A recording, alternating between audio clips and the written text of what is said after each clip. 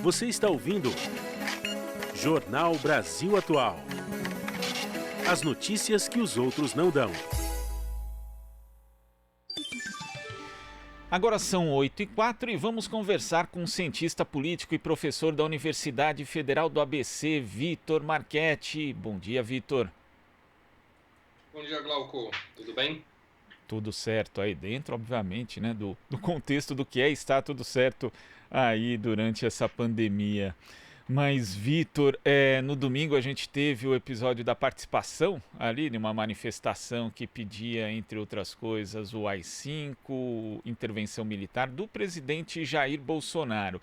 E aí, na segunda-feira, nós tivemos as consequências disso, né? A Procuradoria-Geral da República, na figura de Augusto Aras, acabou pedindo, né, investigação sobre se a manifestação violava ou não a Lei de Segurança Nacional e citou a presença de deputados, mas não mencionou ali o nome do presidente Jair Bolsonaro. Mais tarde, o líder da rede do Amapá ali no Senado, Randolfo Rodrigues, entrou com uma representação na Procuradoria-Geral pedindo justamente investigação em relação à conduta do presidente da República. E, enquanto isso, Jair Bolsonaro ali, num daqueles encontros que ele faz ali com pessoas, né, com a imprensa, mas na verdade ele não dialoga com jornalistas, dialoga com as pessoas que estão ali, deu uma bronca, digamos, entre aspas, em um dos manifestantes que pedia o fechamento do STF e do Congresso Nacional. Como é que você vê essa sequência de atos aí e também a falta de reação mais firme das instituições em relação à conduta do presidente Jair Bolsonaro? Bom, vamos lá, Glauco. É um conjunto grande de coisas aí, mas o presidente da República já coleciona há algum tempo ações e atos que podem ser classificados facilmente como de improbidade administrativa, né? Quer dizer, o que justificaria tanto um pedido de abertura de impeachment na Câmara, quanto uma ação mais enfática e incisiva do Ministério Público Federal. Agora, nós sabemos que, do ponto de vista do Ministério Público Federal, pela primeira vez ele rompeu a regra que se estabeleceu aí nos últimos anos, fundamentalmente desde o governo Lula, né? Nós tínhamos o respeito ao princípio republicano de indicação do primeiro nome da lista do Ministério Público. O Bolsonaro voltou a desrespeitar essa lista e, portanto, fez a escolha de um procurador muito mais alinhado aos seus objetivos e ao seu grupo político, né? Eu acho que aqui o ouvinte vai lembrar da famosa frase do procurador da época do Fernando Henrique, que era o engavetador geral da União, né? Quer dizer, aquele que não levava, o Geraldo Brindeiro, que não levava nada adiante e acabava blindando a presidência da República de ações ou necessidade de explicação, ou prestar contas à justiça. Agora, nesse caso específico de domingo, a gente está para além de um caso de improbidade administrativa, né? Quer dizer, então, se a gente já tem um longo histórico de ações de improbidade administrativa que poderiam justificar ações mais incisivas do Congresso, do Judiciário, do Ministério Público, domingo nós tivemos um ato que está muito além de improbidade administrativa e é de fato um ato que, se já estávamos preocupados com o rumo da democracia no Brasil, nos coloca em um alerta ainda maior. Quer dizer, por mais que o presidente da República, na segunda-feira, e esse é o modus operandi dele, né? Quer dizer, ele cruza uma fronteira num dia e no outro dia ele faz um ar de desentendido, quase como assim, olha, vocês estão exagerando, não foi nada disso. Quer dizer, não é a primeira vez que ele faz isso, me parece que esse já é um padrão de comportamento, né? E aí eu não vou entrar aí em especulações se esse padrão é um padrão racional pensado como um método político ou se este é um padrão que identifica alguma coisa que está fora aí da minha capacidade de análise, que está mais para a linha da psiquiatria, né? Mas, de fato, esse é o padrão, né? Ele cruza fronteiras, ultrapassa linhas e, no momento seguinte, começa a adotar discursos mais amenos, conciliadores, como se as pessoas que estivessem interpretando o que ele fez que estivessem ali exagerando, né?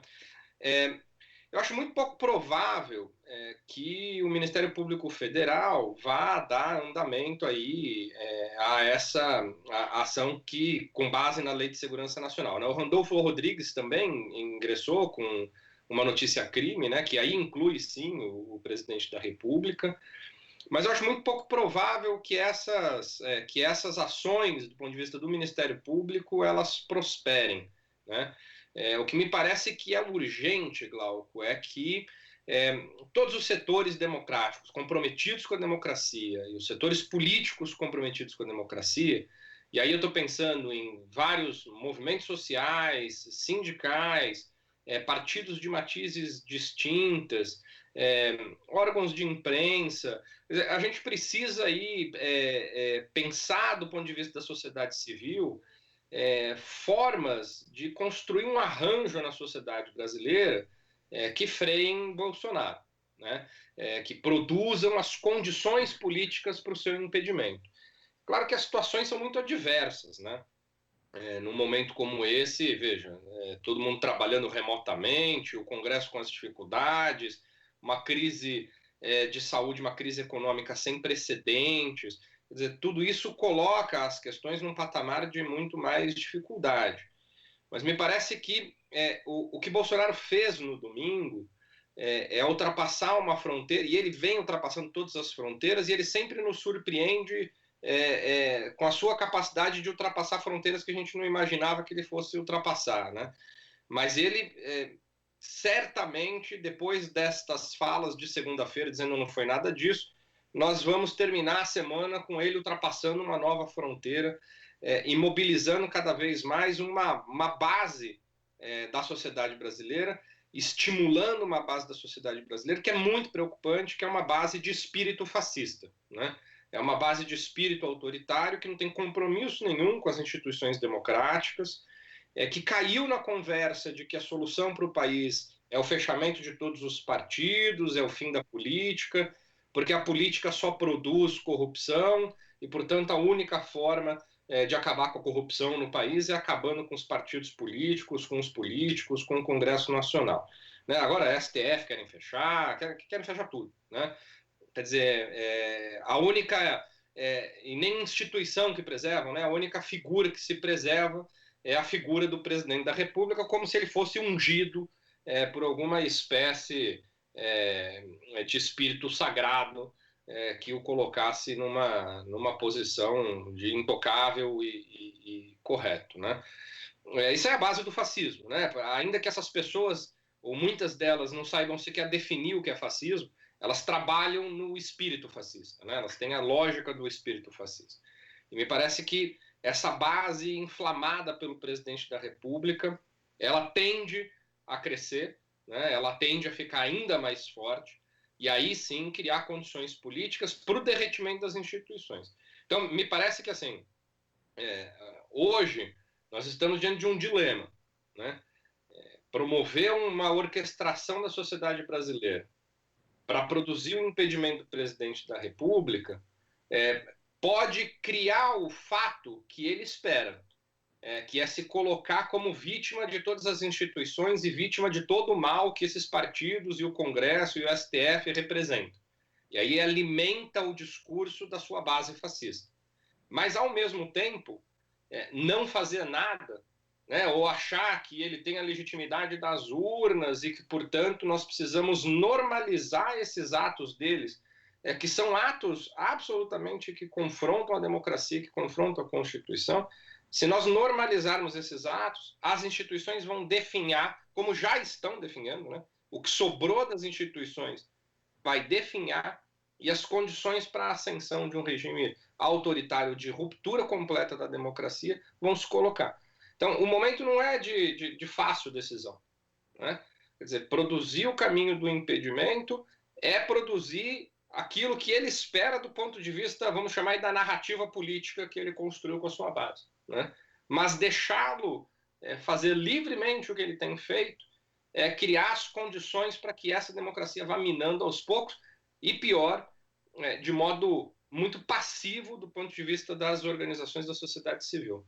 Então, assim, não estamos diante de um momento simples.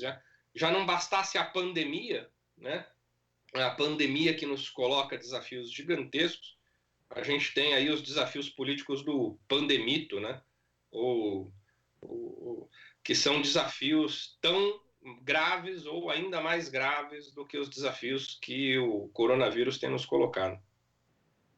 E é curioso porque isso é uma armadilha que começou lá atrás na prática, né, Vitor? Porque quando a gente tem um instrumento do impeachment sendo deslegitimado da forma que foi, como utilizado ali contra a ex-presidenta Dilma Rousseff, sem de verdade um crime de responsabilidade caracterizado ali, com uma suposta pedalada fiscal, e agora a gente vê as instituições tão ciosas e tão preocupadas com a questão da legitimidade do mandato de Jair Bolsonaro, isso não é só uma contradição, mas também expõe qualquer um que vá propor impeachment hoje, porque parece na prática um golpista, sendo que as duas situações são bem distintas.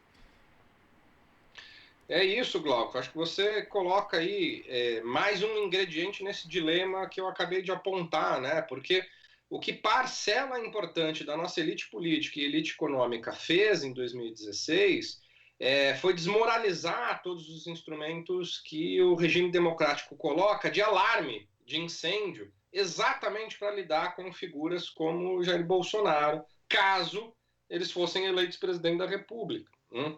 Como nós banalizamos o instrumento e o colocamos à disposição de uma conveniência política do momento, né? E aí o contexto da Lava Jato me parece um contexto que contribuiu muito para o momento em que nós chegamos, né? Porque vejam, não sei se vocês que são profissionais de imprensa têm mais notícias do Dallagnol do que eu, porque eu não sei onde essas figuras aí que representaram a Lava Jato, mesmo o juiz Sérgio Moro, né? Quer dizer, qual é o papel hoje do Ministério da Justiça? O que o ministro pensa sobre isso? Quer dizer, esses atores políticos, né? Vestidos de atores da justiça, né? Entraram em campo para destruir todos os arranjos democráticos que o país tinha demorado algumas décadas para construir, em nome de uma bandeira de moralização, né? Em nome de uma bandeira de que ia libertar o país de toda a corrupção dos últimos 500 anos, né? Quer dizer, isso só favoreceu a criação de um ambiente em que esse espírito fascista, que já pertencia a uma parte importante da nossa população, crescesse ainda mais e colocasse na presidência da República alguém que representa esse espírito como ninguém. E o mais surreal, né? Quer dizer, alguém com uma trajetória de quase 3 décadas da política, todos os filhos na política, né? Vivendo da política há anos, né? Sendo alçado a esse posto de representar a antipolítica, né? De representar o antissistema. Então nós fizemos, nos últimos anos, caminhos que foram caminhos bastante irresponsáveis, né, do ponto de vista da nossa elite política e elite econômica, com as nossas instituições. E hoje esses mesmos vêm às redes sociais ou vêm à imprensa dizer, olha, Bolsonaro rompeu um limite e tal. Assim, pô, mas eu achei que romper o limite era a lei de responsabilidade fiscal lá atrás, né? Não era uma coisa que, perto do que a gente está vivendo hoje, né, perto das ações dos últimos anos, brincadeira de parquinho, né? Quer dizer, não tem...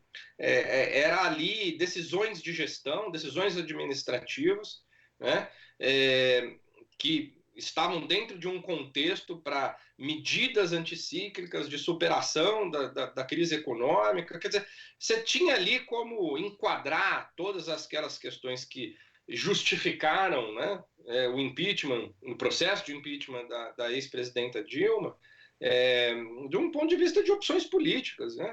Agora, o que a gente está aí é uma opção política de ruptura completa do sistema democrático, né? Então, aí, de fato, você tem razão, o Glauco. Assim, hoje, disparar ou novamente colocar um instrumento de impeachment no debate nacional certamente é colocar um instrumento que foi desmoralizado pela própria elite política, pela própria elite econômica, que agora precisa se proteger de Bolsonaro, né?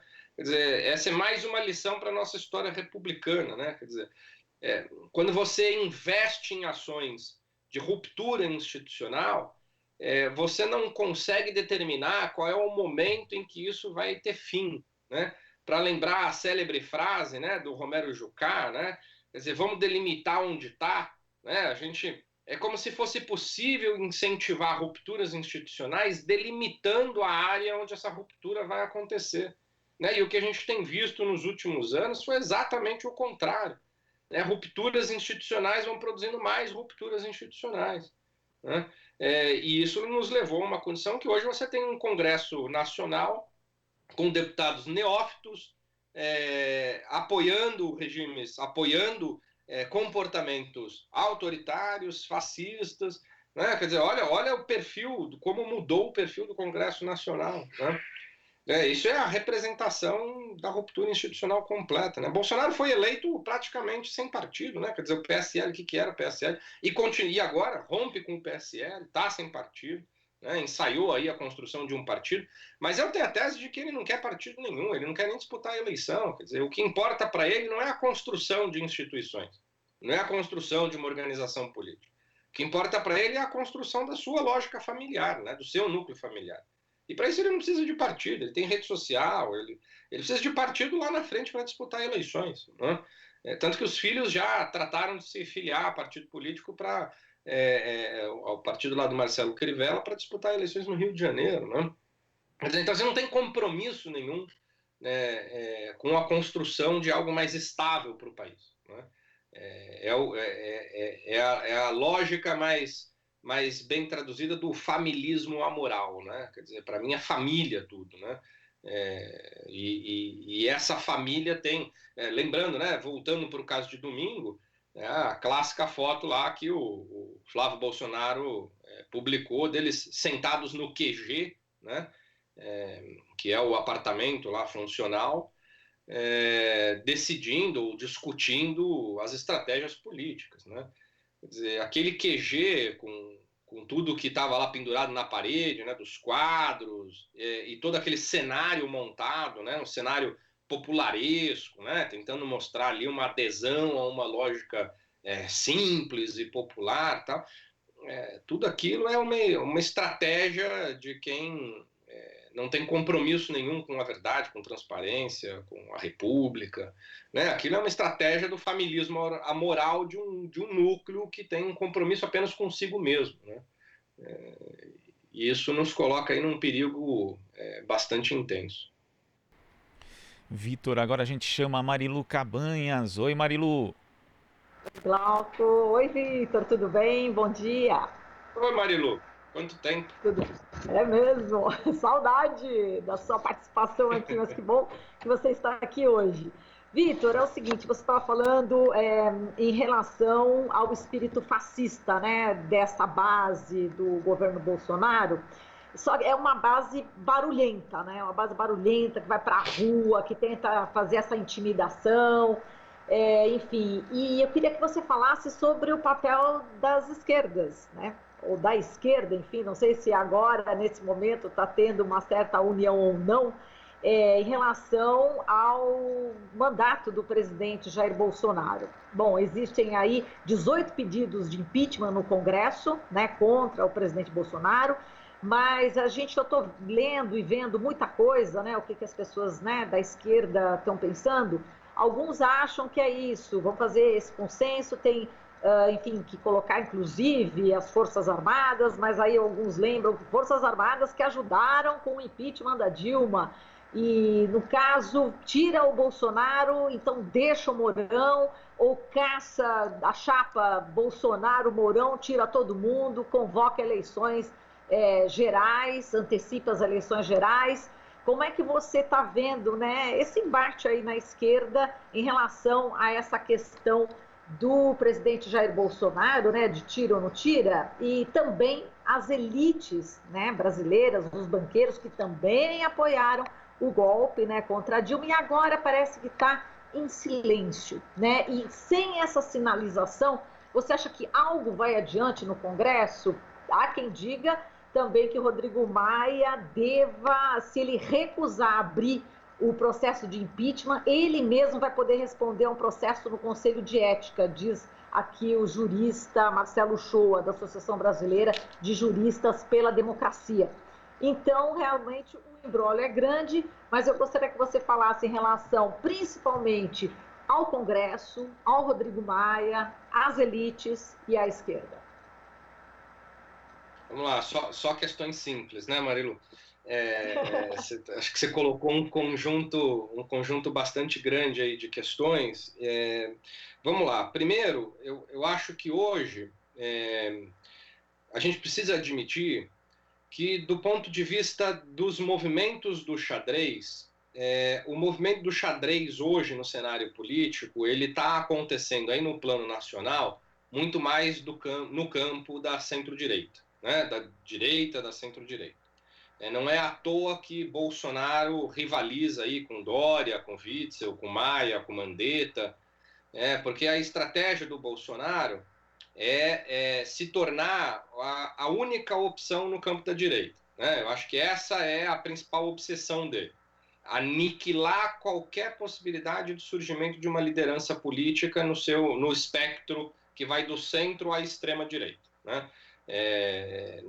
Surgir uma alternativa à direita que seja menos fascista que a dele não está em qualquer um dos planos da sua família. Quer dizer, então é por isso que eles ficam o tempo inteiro ali rivalizando agora com o DEM, né? Rivalizando com Mandetta, rivalizando com Maia, rivalizando com Dória, com Witzel. Quer dizer, figuras que em vários momentos recentes da história do país se alinharam aí ao bolsonarismo, né?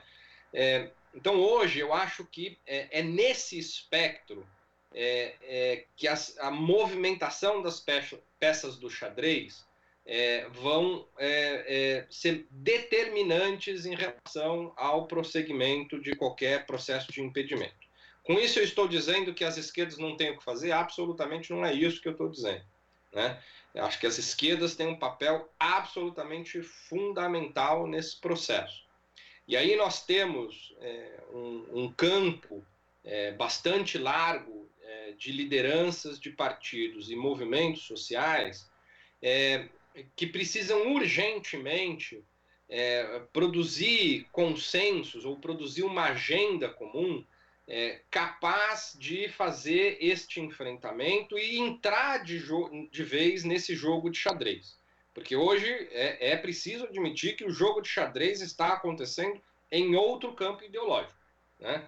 O jogo de xadrez, do ponto de vista das disputas na presidência da República, no Congresso Nacional, eles estão acontecendo em outro espaço, né? Em outro espaço ideológico, né? Os movimentos progressistas e os movimentos de esquerda já estavam com dificuldade de construir uma agenda que envolvesse os movimentos sociais em condições normais de pressão e temperatura. Quer dizer, considerando que o começo do governo Bolsonaro, perto de hoje, era condições normais de pressão e temperatura, que já não era nada normal, mas enfim, né, nós estávamos num primeiro ano com um debate que avançava-se numa agenda de reformas trabalhistas ultra-radicais, reformas econômicas ultraliberais. Quer dizer, nós estávamos num movimento de desmonte intenso do Estado e a gente não conseguia encontrar no campo da esquerda um movimento de resistência, um movimento de mobilização à altura da resistência que precisava se colocar naquele momento. Então nós entramos nesse momento de crise mais aguda com as esquerdas, né, e com os movimentos sociais, com os movimentos sindicais, com os movimentos político-partidários, ainda em fase de retomada ou reconstrução de um posicionamento político.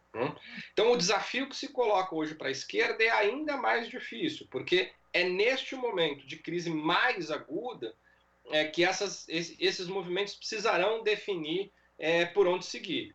Eu acho que seria uma perda de tempo se a gente ficasse nesse momento debatendo se cabe ou não cabe impeachment, se o presidente é legítimo ou não é legítimo, se a gente ficar fazendo reflexões sobre... eu acho que o Glauco botou uma senha aí importante, né? Quer dizer, olha, lá atrás as esquerdas olharam para o processo de impeachment aberto contra Dilma e identificaram um processo golpista, né, ilegítimo.